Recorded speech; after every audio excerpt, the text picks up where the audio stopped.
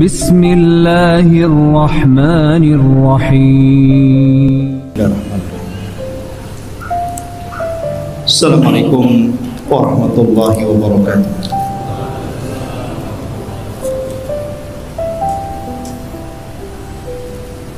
Alhamdulillah, alhamdulillahilladzi arsala rasulahu bil huda wa dinil haqq liyudhhirahu 'ala ad-dini kullihi wa kafa billahi shahida wa kafa billahi wakila. Asyhadu an la ilaha illallah wahdahu rabbi la syarika lah wa asyhadu anna Muhammadan 'abduhu wa rasuluhu alladzi la nabiyya ba'dah. Qala Allahu 'azza wa jalla ya ayyuhalladzina amanu taqullaha haqqa tuqatih wa la tamutunna illa wa antum muslimun. Fa inna asdaqal hadithi kitabullah wa khairal huda huda Muhammadin sallallahu alaihi wasallam wa syarrul umuri muhdatsatuha wa kullu muhdatsatin bid'ah wa kullu bid'atin dhalalah wa kullu dhalalatin finnar. Ma'asyiral muslimin yang dimuliakan Allah Subhanahu wa taala,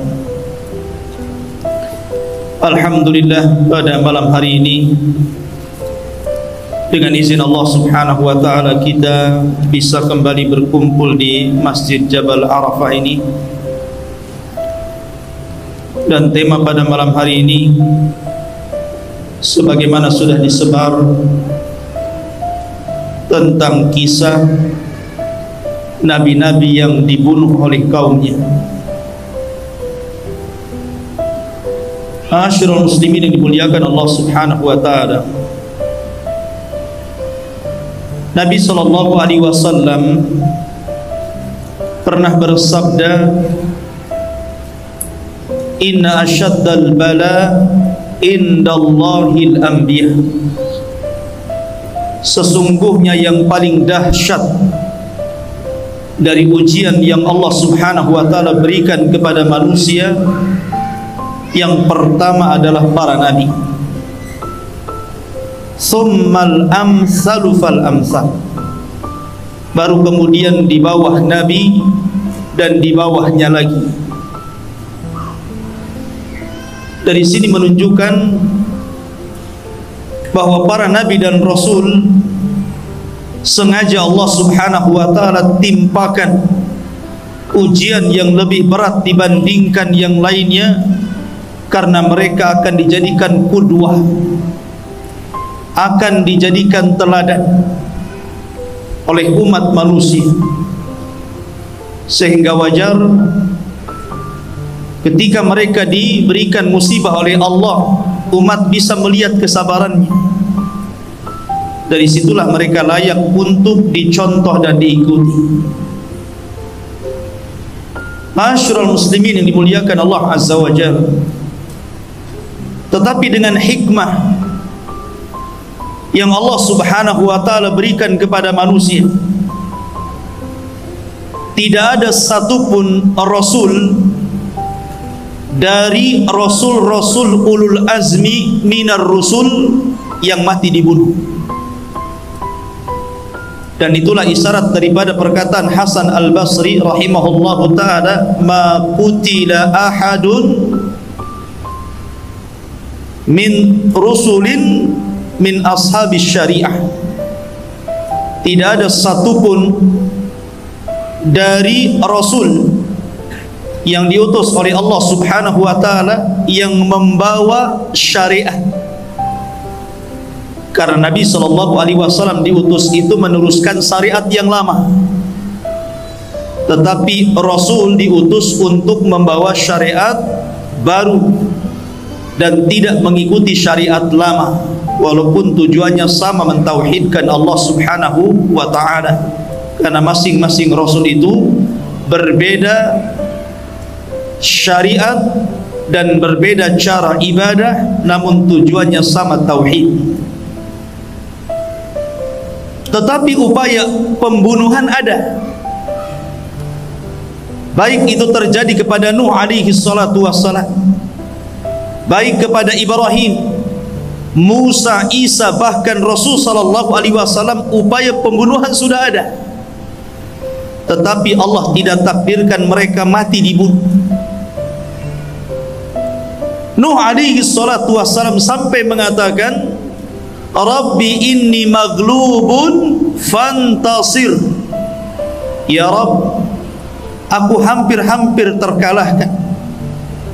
Karena ketika itu kaumnya Nuh alaihi salatu wassalam sudah mulai membidik Nuh alaihi salatu wassalam untuk dibunuh. Sudah jadi target. Makanya dia mengatakan fantasir, tolong aku. Maka Allah subhanahu wa ta'ala menolong Nuh alaihi salatu wassalam. Maka Allah subhanahu wa ta'ala turunkan banjir bandang yang sangat besar, yang kemudian meluluh lantakkan seluruh kaumnya. Yang selamat hanya Nuh dan sedikit pengikutnya. Begitu juga Ibrahim, upaya pembunuhan sudah ada. Bahkan Ibrahim alaihi salatu wassalam nyata-nyata dilempar ke dalam api, tetapi Allah subhanahu wa ta'ala takdirkan Ibrahim tidak mati. Bahkan Allah subhanahu wa ta'ala berfirman, Kul ya naru kuni bardan wa salaman ala Ibrahim. Katakan ya Ibrahim kepada api, jadilah kau dingin. Jadilah kau dingin dan selamatkan Ibrahim. Maka api menjadi dingin dan Ibrahim terselamatkan dan tidak jadi mati dibunuh. Nabi Musa alaihi salatu wassalam sama, dikejar-kejar oleh pasukan besar Fir'aun loh ya. Seluruh pasukannya dibawa, langsung dipimpin oleh Fir'aun untuk mengejar Musa alaihi salatu wassalam dan orang-orang lemah dari Bani Israel yang mengikutinya. Tetapi Allah subhanahu wa ta'ala takdirkan berbeda. Apa yang dikehendaki Fir'aun berbeda dengan kehendak Allah subhanahu wa ta'ala. Harusnya dia membunuh Musa, tetapi Allah justru mengazab dirinya. Upaya pembunuhan sudah ada di sini. Nabi Isa alaihi salatu wassalam sama dikepung oleh pasukan kerajaan. Tetapi Allah subhanahu wa ta'ala selamatkan Isa. Kemudian diserupakan salah satu dari hawariyunnya yang serupa dengan wajah Isa bin Maryam. Kemudian Isa ditidurkan dan diangkat ke langit. Dialah yang ditangkap, diseret, kemudian digantung, disalib dan dibunuh. Kemudian Yahudi mengklaim bahwa mereka qatalnal masih ibn Maryam, kami sudah membunuh Isa. Tapi Allah katakan, wa ma qataluhu wa ma sallabuhu walakin syubbiha lahu. Mereka tidak membunuhnya, mereka tidak menyalibnya, bahkan yang dibunuh dan disalib itu yang diserupakan dengannya, kata Allah. Nabi juga sama, ada upaya pembunuhan, bahkan berkali-kali. Ketika hijrah dikepung rumahnya, tapi Nabi selamat. Ketika perang Khaybar, Nabi SAW diracun oleh seorang wanita Yahudi, tapi Nabi SAW selamat. Reaksi racun itu baru kemudian, udah lama, tidak langsung meninggal ketika itu. Kemudian di Uhud banyak upaya-upaya pembunuhan kepada Nabi SAW, tapi Allah subhanahu wa ta'ala tidak menjadikan Rasul dibunuh, tetapi Rasul meninggal karena sakit. Dari sini ma'asyiral muslimin yang dimuliakan Allah azza wa jalla, tidak ada satupun ulul azmi minar Rasul mati dibunuh. Tetapi pembunuhan ini terjadi kepada para nabi, dan umumnya adalah nabi-nabi yang diutus kepada Bani Israel. Allah subhanahu wa ta'ala berfirman, awa kullama ja'akum rasulun bima la tahwa anfusukum mustakbartum fa fariqan kadzabtum wa fariqan taqtulun. Setiap kali datang kepada mereka Bani Israel seorang rasul, terkadang diutus itu bukan satu daerah satu rasul, terkadang ada yang 2 rasul satu daerah, ada yang 3 rasul satu daerah. Ketika kemudian rasul-rasul ini mengajak mereka kepada tauhid, rupanya ajakan mereka tidak sesuai dengan hawa nafsunya. Bima la tahwa anfusukum, tidak sesuai dengan hawa nafsu kalian. Apa yang terjadi?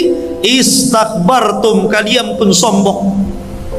Sombong artinya menolak kebenaran, menolak ajakan dakwah dan merendahkan para rasul. Fa fariqan kadzabtum wa fariqan taqtulun. Maka sebagian kalian mendustakan rasul itu dan sebagian lagi membunuhnya.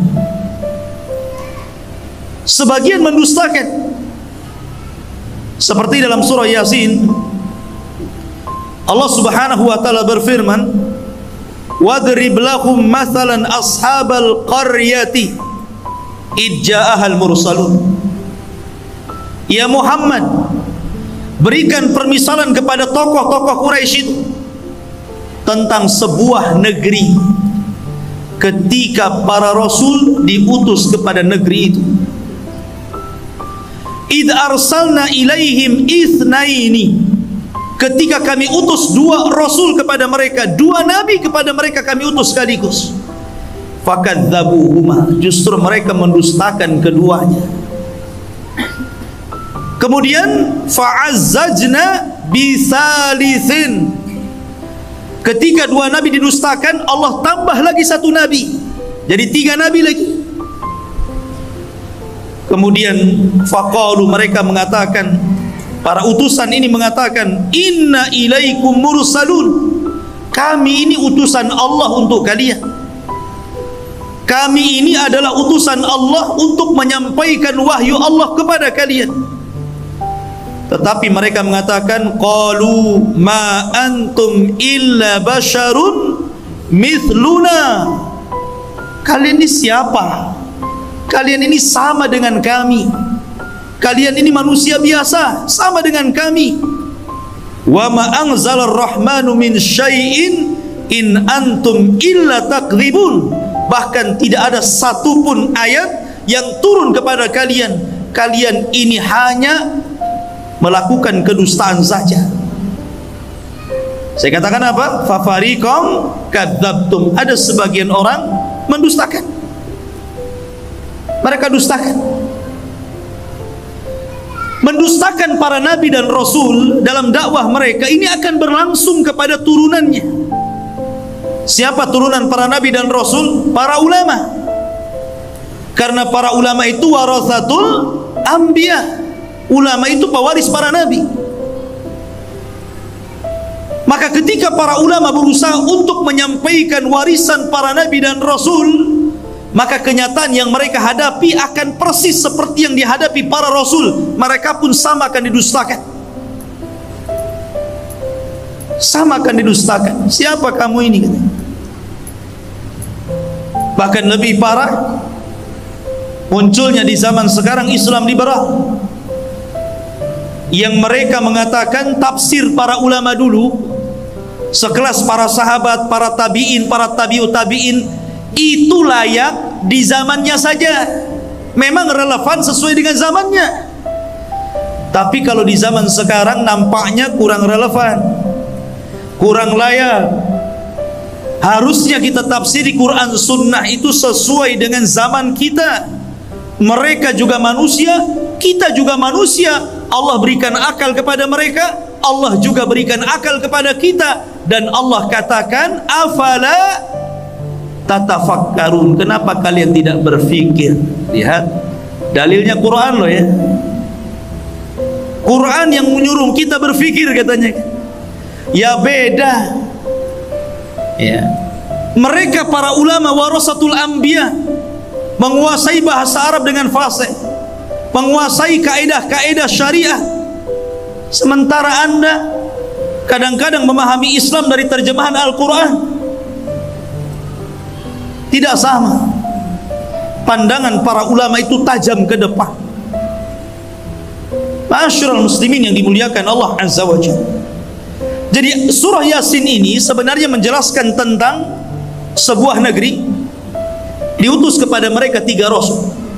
Dan ini menunjukkan keras kepalanya negeri itu. Kalau tidak keras kepala, satu saja cukuplah. Oh, sampai 3 pula gitu. Menunjukkan negeri itu memang keras kepala, keras hati dan kepala lagi gitu. Mereka menolak dakwah Nabi. Sehingga kemudian ketika mulai mereka berani kepada 3 nabi ini dan hendak bukan hanya sekedar mendustakan dan hampir-hampir membunuh mereka, rupanya Allah Subhanahu wa taala takdirkan ada juga yang membela para nabi itu. Kemudian dijelaskan, wa jaa min aqsal madinati rajulun yas'a. Rupanya ada satu anak muda, dalam riwayat dia seorang penjahit. Dia beriman kepada dakwah 3 utusan ini, berusaha untuk mencegah kaumnya jangan sampai menyakiti 3 nabi itu. Kemudian mengatakan, ya qaumi tabi'ul mursalin ittabi'u ma la yas'alukum ajra wa hum muhtadun ma liya la a'budu alladhi fatarani wa ilaihi turja'un. Wahai kaumku, ikuti Rasul itu, ikuti nabi-nabi itu, karena mereka berdakwah itu tidak meminta upah sedikit pun kecuali Allah yang akan memberi. Dan mereka orang-orang yang diberikan petunjuk. Sampai kemudian terus menasihati. Ketika menasihati marah kaum ini. Akhirnya dipukuli anak muda itu. Bahkan ada yang mengatakan dimasukkan ke lubang, kemudian dilempari batu sampai mati. Ya, sampai mati anak muda itu membela Rasul. Ketika kemudian ruhnya melayang, ruhnya terpisah dari jasadnya, maka Allah Subhanahu wa taala katakan, qila dkhulil jannah, masuklah kau ke dalam surga. Kemudian ketika ruh anak muda yang membela Rasul itu sudah di surga, apa katanya? Masih sempat dia menyayangkan kaumnya dan mengatakan, qala ya laita qaumi ya'lamun bima ghafara li rabbi wa ja'alani minal mukramin. Dia mengatakan, duhai seandainya kaumku mengetahuinya tentang dosa-dosaku yang Allah ampuni aku, dan Allah jadikan aku hamba yang mulia karena dimasukkan ke dalam surga. Wa ma anzalna ala qaumihi min ba'dihi min jundin minas sama wa ma kunna munzilin. Ketika anak muda ini mati, kemudian ruhnya dicabut dan dimasukkan ke dalam surga, Allah tidak membalas dengan mengirim pasukan banyak malaikat, tidak. Allah cukup mengutus Jibril. Jibril turun, kemudian berdiri di gerbang desa. Kemudian apa? In kanat illa sayhatan wahidah. Tiba-tiba Jibril berteriak 1 kali teriakan, fa idzahum khamidun. Seluruh manusia mati di rumah-rumah mereka. Jadi ada rasul-rasul itu fariqan kadzabtum. Ada rasul itu yang didustakan. Dan hampir semua para nabi dan rasul didustakan. Nabi saja dikatakan gila, dikatakan sahir, dikatakan syair, macam-macam. Didustakan kaum.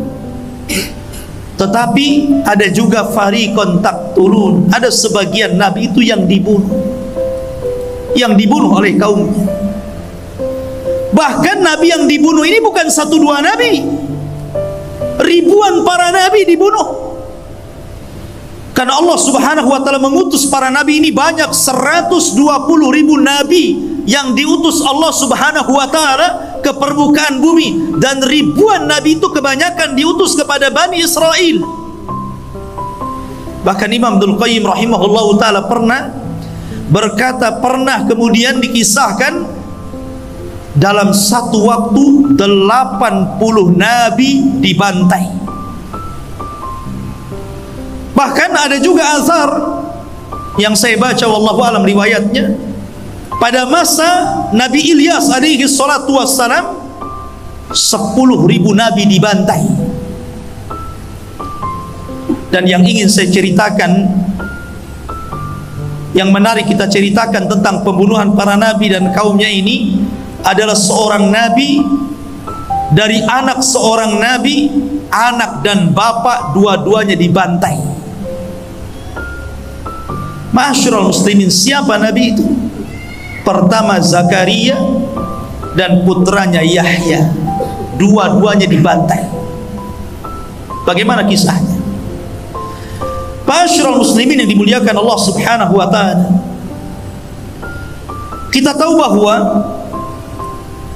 kalau kita cerita tentang Nabi Zakaria ataupun Nabi Yahya, berarti kita terbayang dengan Baitul Maqdis, karena kedua nabi ini adalah orang yang memakmurkan Baitul Maqdis, hidup di zaman Nabi Isa alaihi salatu wassalam. Karena kelahiran Yahya itu hanya beda 3 bulan dengan Nabi Isa. Yahya dulu baru Isa. Artinya bahwa ketika itu hidup 3 nabi, Zakaria, Yahya, Isa, tetapi berbeda-beda daerah. Kalau Yahya itu ditugaskan di Urdun, mungkin sekarang disebut dengan Yordania, masih daerah Syam. Ma'asyiral muslimin yang dimuliakan Allah Azza wa Jalla, kematian Nabi Yahya ini adalah kezaliman penguasa. Kezaliman penguasa. Padahal Nabi Yahya alaihi salatu wassalam ini orangnya baik. Perhatikan sifat-sifat yang Allah berikan kepada Yahya. Allah menyebutkan dalam Al-Quran, dalam surah Maryam ayat 12 sampai 14, Ya Yahya khudhil kitaba biquwwatin wa atainahul hukma sabiyya. Wahai Yahya, ambillah kitab itu, maksudnya Taurat, dengan kuat, dan kami berikan kepada Yahya itu kebijakan dalam menyampaikan hukum sejak kecil. Artinya Yahya itu sudah diangkat menjadi nabi sejak kecil. Kalau Nabi SAW diangkat setelah 40 tahun kan, ini sudah sejak kecil sudah diangkat jadi nabi. Makanya dikisahkan di usia anak-anak Yahya ini selalu diajak main oleh kawan-kawannya. Anak-anak kecil kan suka main gitu kan, apalagi usia 7 tahun 8 tahun kan suka main.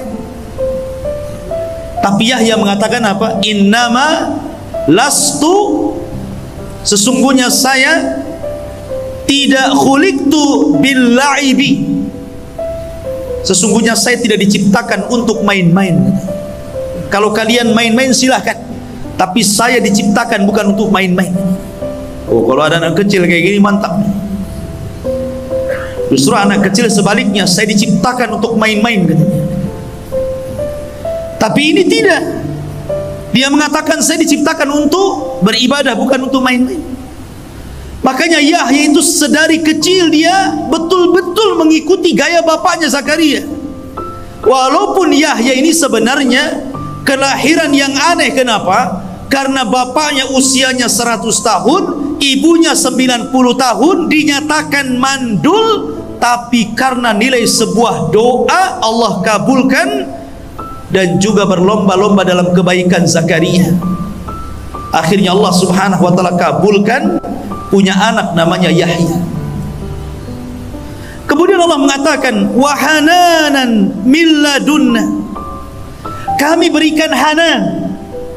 Hanan itu biasanya dipakai dalam kalimat kasih sayang ibu kepada anak. Hananul walid liwalidihi, kasih sayang ibu kepada anak. Saya kira seorang ibu, saya yakin sangat sayang dengan anak. Tetapi Nabi Yahya alaihi salatu wassalam Allah berikan sifat keibuan, seolah-olah dia sayang dengan bapaknya Zakaria, karena Zakaria sudah tua. Makanya diberikan sifat itu. Makanya di akhir ayat Allah mengatakan wa barran biwalidayhi, dan Yahya itu orang yang paling berbuat baik dengan orang tuanya.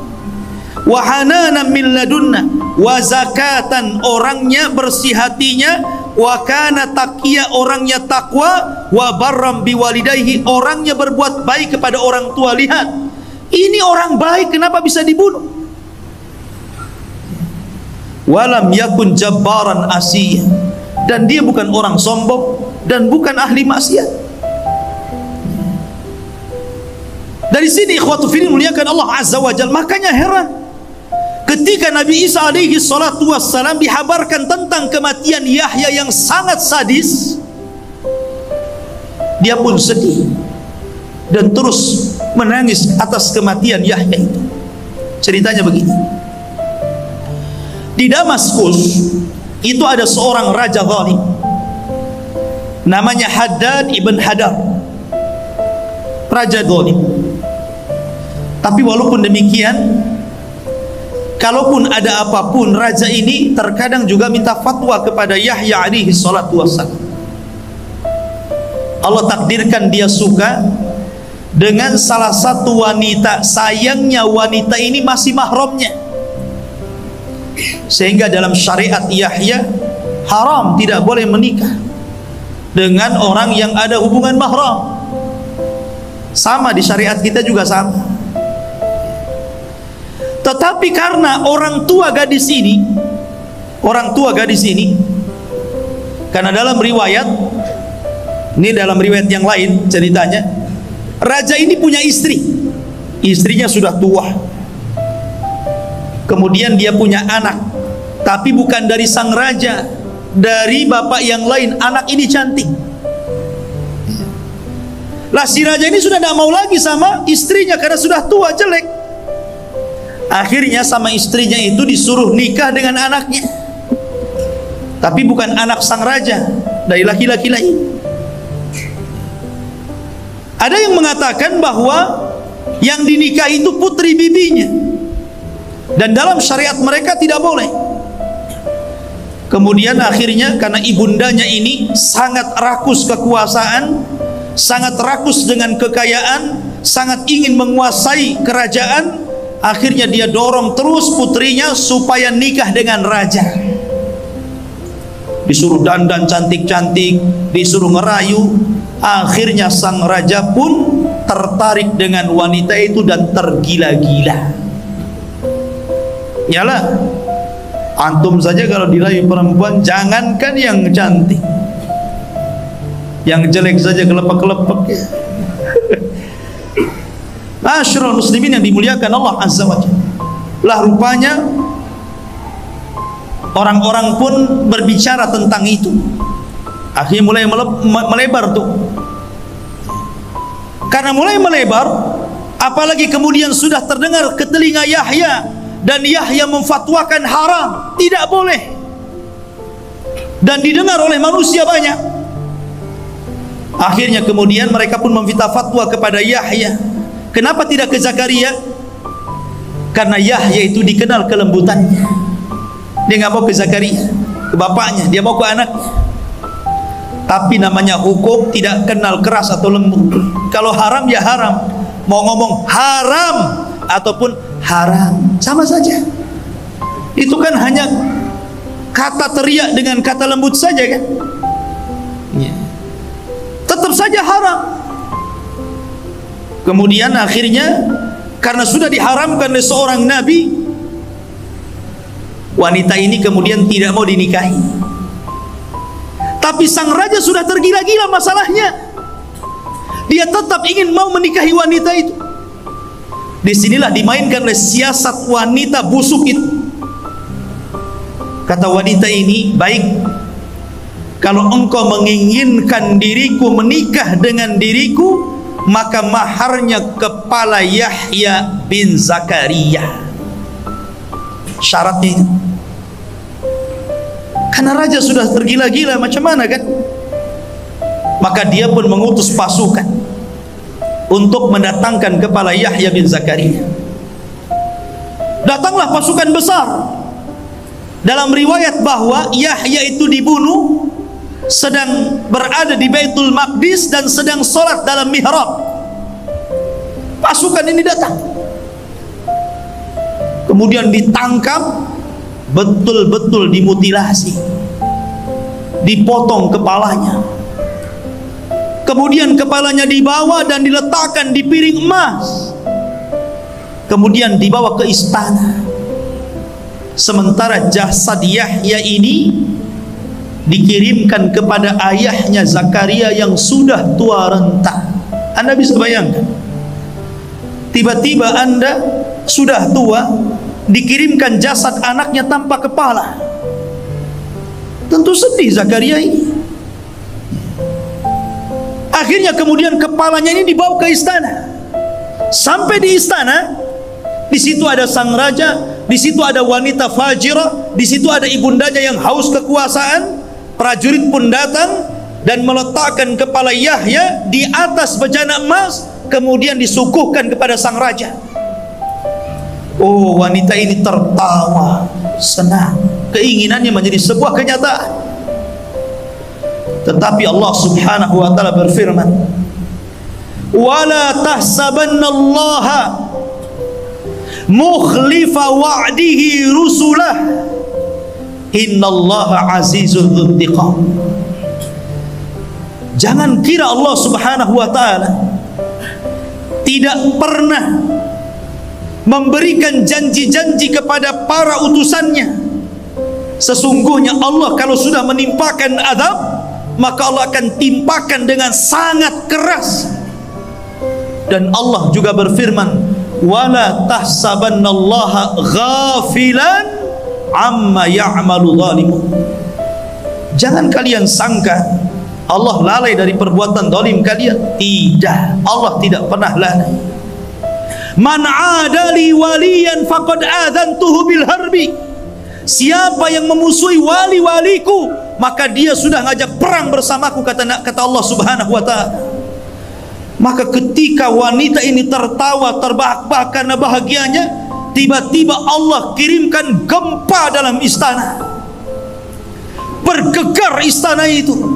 Rupanya tanah yang diinjak wanita itu terbelah. Akhirnya wanita itu terperosok, sedikit demi sedikit masuk jasadnya, sehingga ketika sudah sampai kepala, tiba-tiba bumi itu merapat dan menjepit kepalanya. Sampai di situ, tinggal kepalanya saja. Maka orang-orang pun berteriak, apa yang kalian lakukan? Yang kalian bunuh ini seorang yang saleh, seorang nabi, kenapa kalian bunuh? Kama tadinu tudan. Sebagaimana kalian sudah memenggal orang ini, penggal kepala wanita itu, penggal kepala wanita itu. Maka lekaslah para prajurit mengambil pedangnya dan menebas kepalanya, kemudian membawanya. Al jaza min jinsil amal. Sebagaimana dia sudah menebas kepala Yahya, maka sekarang dia ditebas kepalanya.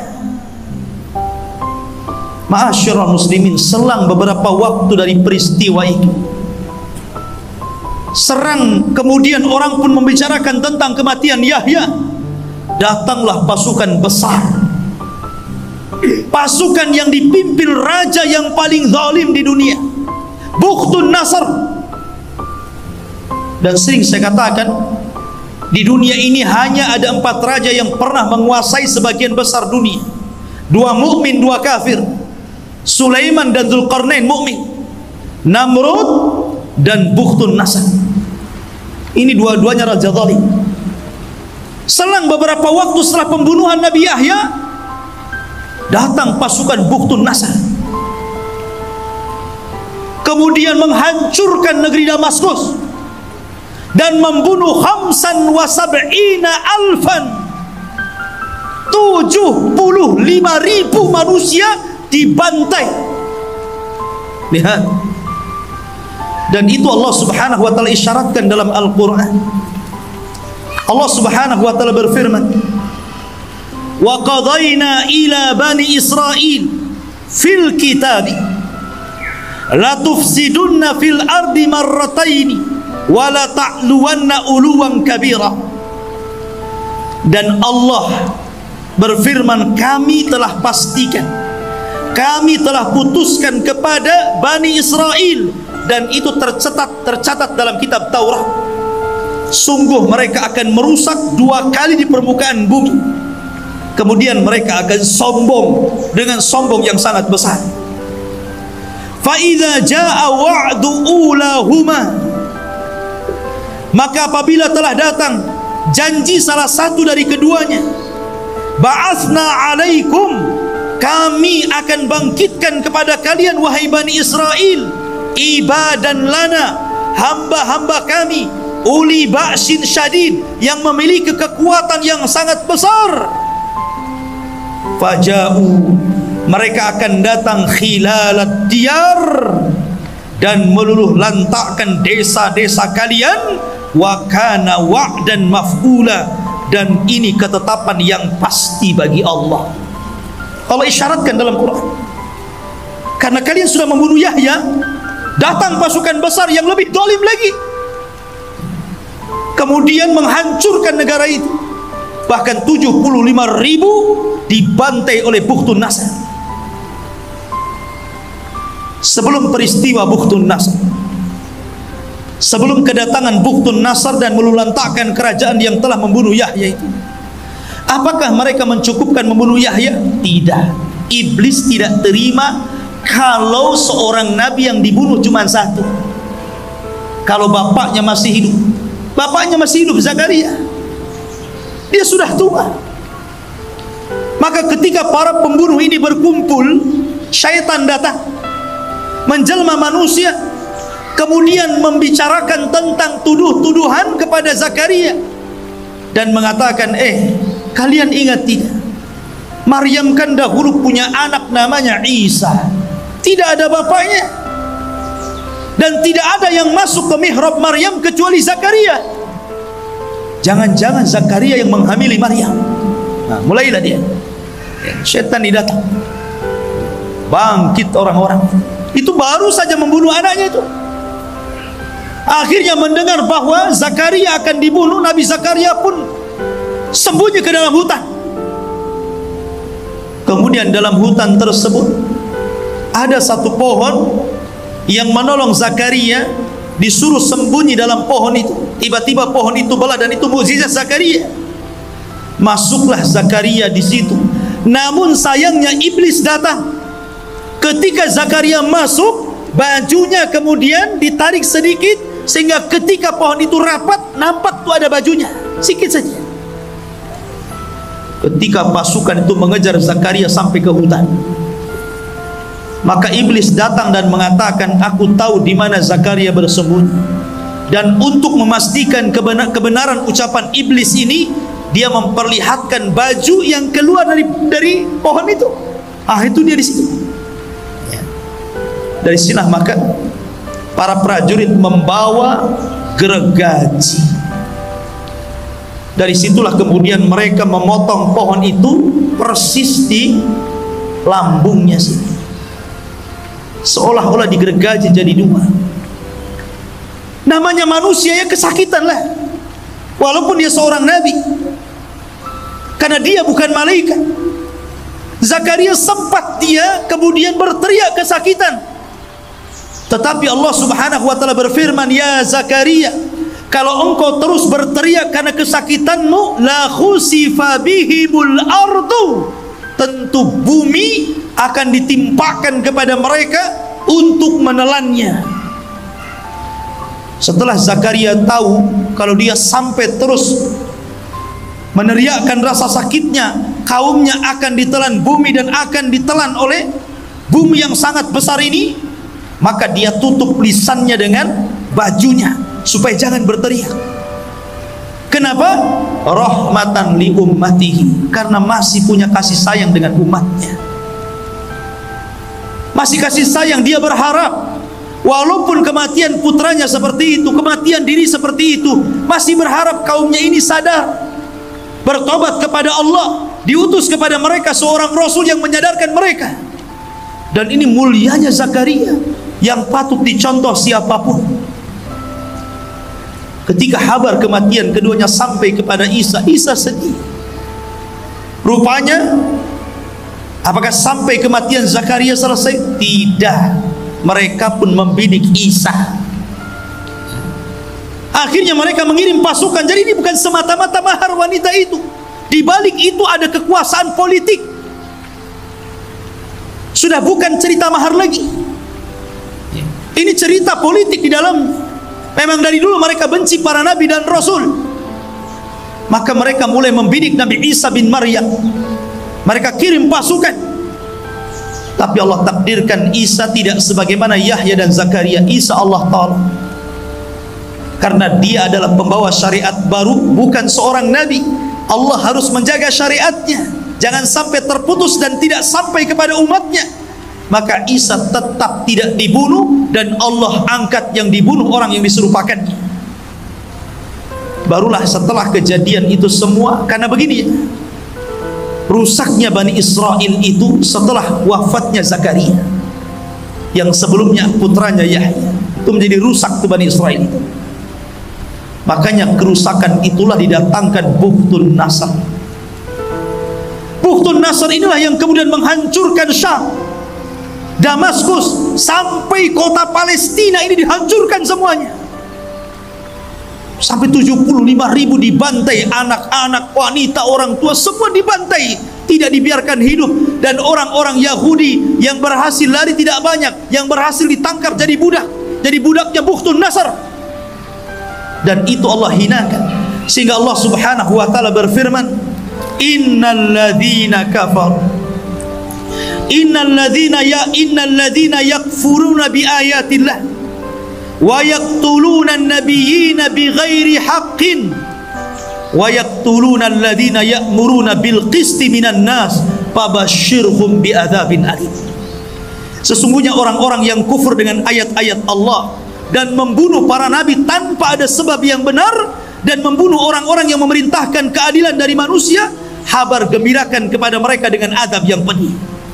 Dalam ayat yang lain, tadi Al-Imran ayat 21, dan Allah mengatakan dalam surah Al-Baqarah 61, wa dzuribat alaihimudz dzillatu wal maskanatu wa ba'u bi ghadabin minallah.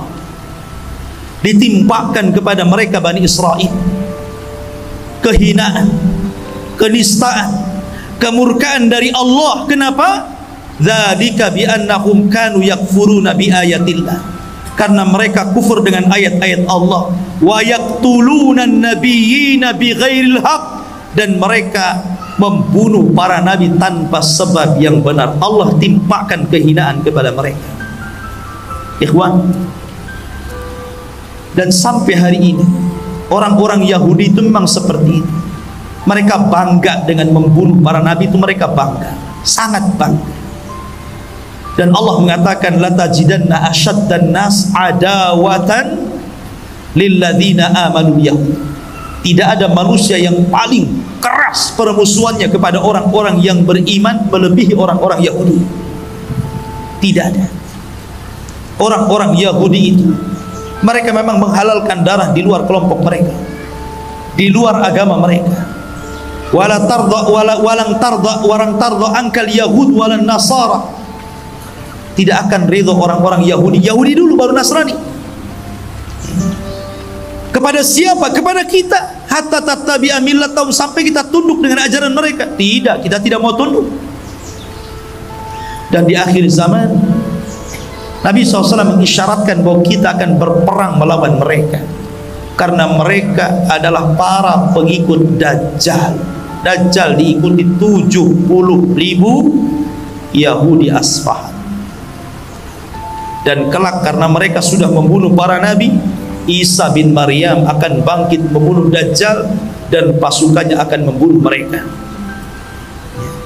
Ma'asyiral muslimin yang dimuliakan Allah Azza wa Jalla. Dan banyak lagi kisah-kisah para nabi. Ini yang masyhur kita ceritakan, ya. Karena nabi-nabi itu banyak diceritakan, ribuan para nabi. Cuman sayang 25 nabi dan rasul yang 18 nama disebut dalam surah Al-An'am dan lebihnya di surah-surah yang lainnya, itu pun tidak secara detail Al-Quran menceritakan. Ada sebagian nabi yang disebut nama tapi tidak ada ceritanya. Tapi ada nabi dari awal sampai akhir diceritakan. Ada nabi global saja diceritakan. Tapi yang jelas bahwa Al-Quran ingin mengatakan kepada kita, la nufarriqu baina ahadin mir rusuli. Kita tidak boleh membeda-bedakan para nabi dan rasul kepada siapapun mereka diutus Allah Subhanahu wa taala. Wallahu a'lam bissawab. Mudah-mudahan manfaatnya. Subhanakallahumma wa bihamdika asyhadu an la ilaha illa anta astaghfiruka wa atubu ilaik. Allahu ta'ala alam. Assalamualaikum warahmatullahi wabarakatuh. Intinya bahwa tolong berakhlak kepada Allah. Membahas tafsir dari surah Al-Imran.